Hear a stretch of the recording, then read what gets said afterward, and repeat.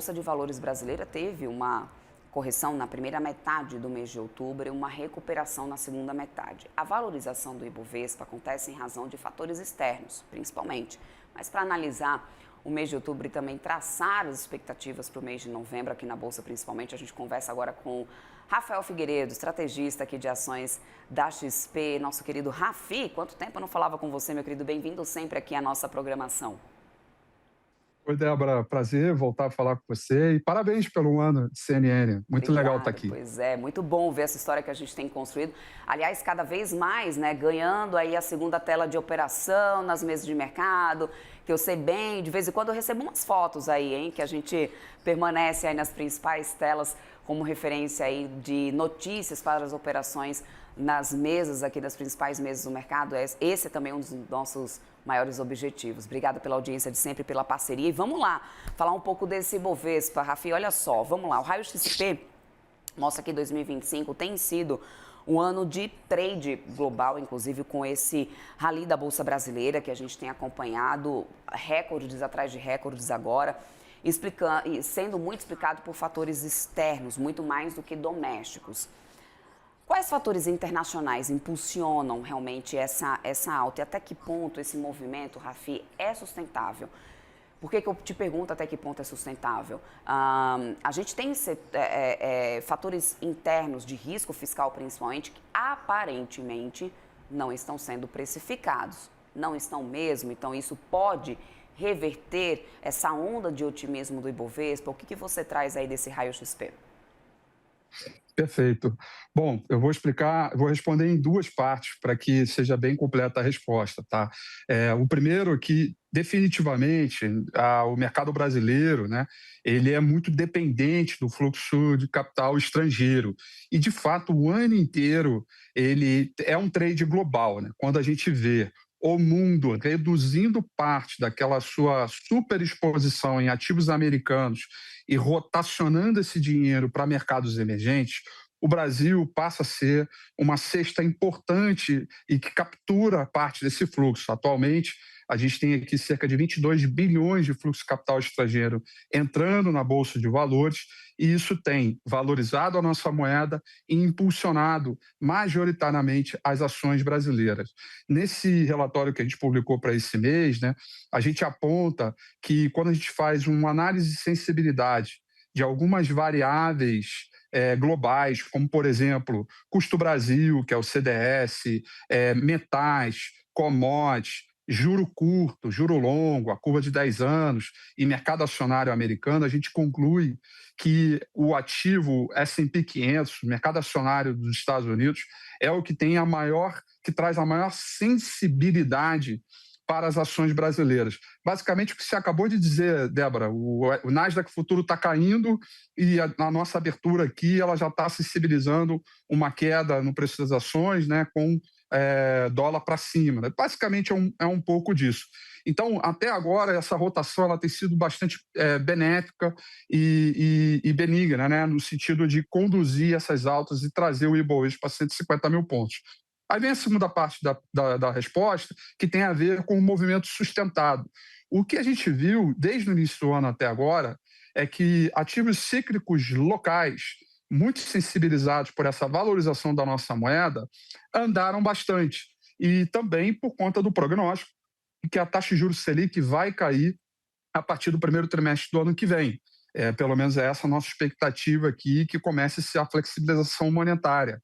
Entretanto, quando essas ações sobem bastante, e aí tem a ver também com o nível de sensibilidade dos juros reais brasileiros, a pauta fiscal brasileira, que não está nem um pouco resolvida, o equilíbrio das contas públicas, há um certo contraste entre o que a gente está vendo de trade global versus as ações brasileiras, que são altamente impactadas pela economia local. Portanto, esse trade ele é limitado. é bem-vindo o fluxo de capital estrangeiro, mas os juros reais brasileiros, que estão em torno de 7,5%, se a gente olhar para o vencimento de 2035, eles ainda estão em níveis muito elevados e, portanto, isso limita a alta da nossa bolsa. Então, a gente precisa cuidar também, fazer o dever de casa, né, tratar bem das companhias e do ajuste fiscal para que a gente tenha esse ambiente de melhor previsibilidade e sustentabilidade ao longo do tempo, portanto, que até agora tem sido um trade global. Débora. É isso. Bom, pensando do olhar para frente, né, Rafi? E aí eu quero que você me detalhe um pouco mais onde que a XP encontra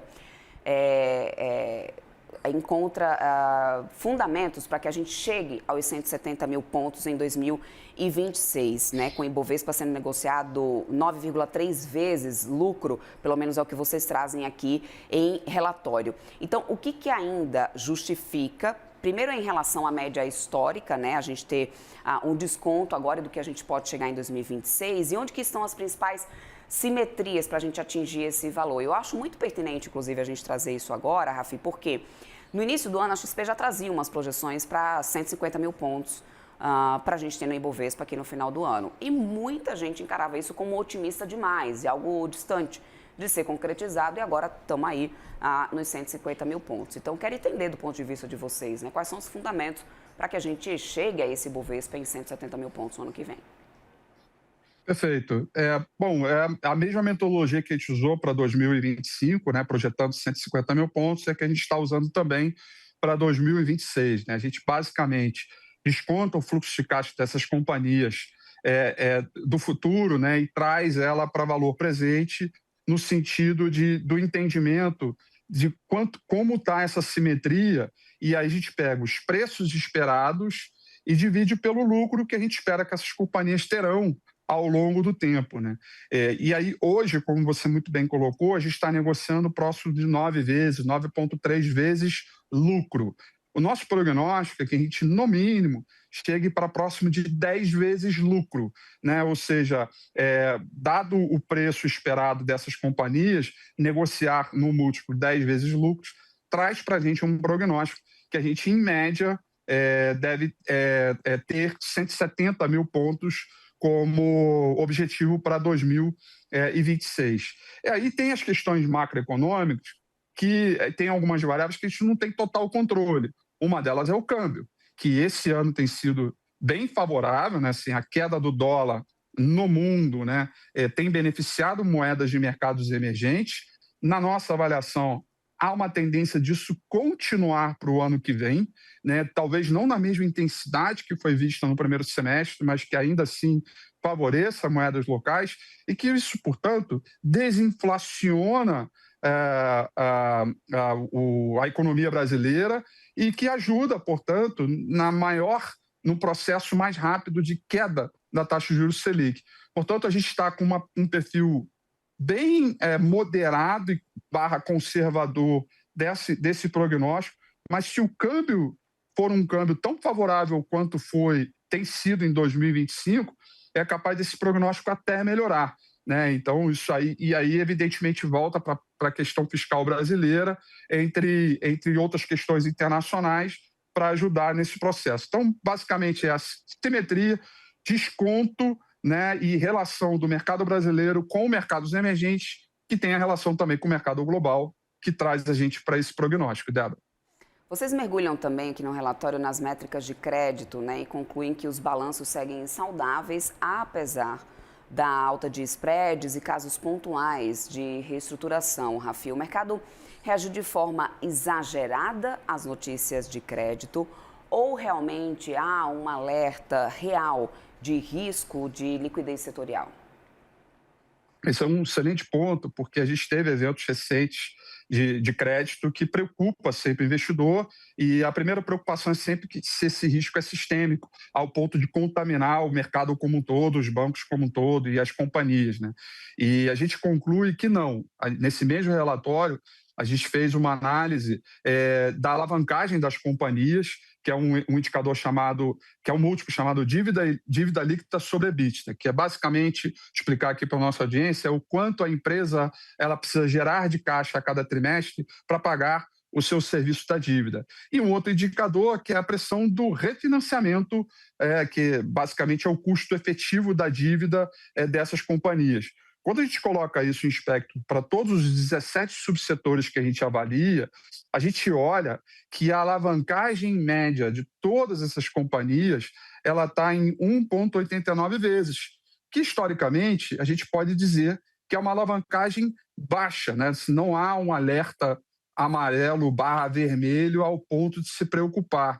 Então, embora esse risco sistêmico de alavancagem seja baixo, a pressão por liquidez e o refinanciamento estão tornando cada vez mais os riscos setoriais ou específicos por empresa.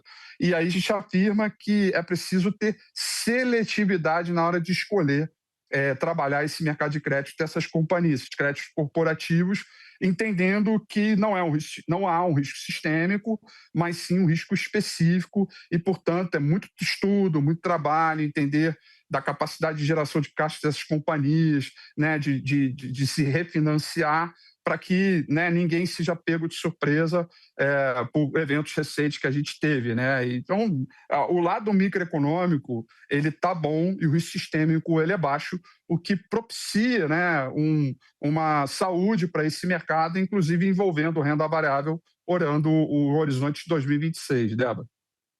Feito, meu querido Rafael Figueiredo, estrategista de ações da XP. Sempre bem-vindo aqui na nossa programação. Rafi, uma ótima terça-feira para você. Até uma próxima. Um prazer. Parabéns mais uma vez Obrigada. pelo 1 ano de aniversário e até a próxima. Até mais.